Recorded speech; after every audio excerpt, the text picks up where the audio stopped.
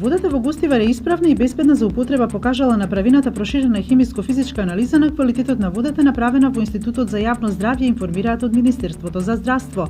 Анализите покажале дека водата за пиење во Гостивар е бактериолошки исправна, со добар физичко-хемиски состав и без присуство на пестициди.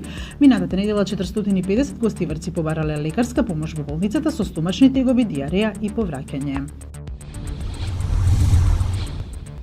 Владата на денешната седница одлучи да го одземе деловниот простор во Скопје, кој претходната влада на Груевски му го даде на трајно користење без надомест на Сдруженијето за духовно обединување на сетинци, попадинци и крушоради од Лерин, кои се донатори на споменикот Кјосето.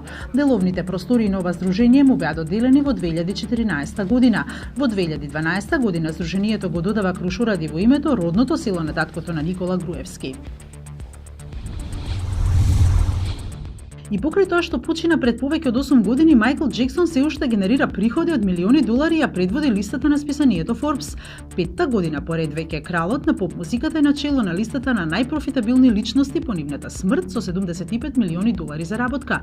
Најголемиот дел од приходите се од издавањето на новиот албум на Джексон со неговите најголеми хитови, инвестиции во спектаклите на Cirque du Soleil во Лас Вегас и учество во дел од каталогот на компанијата EMI.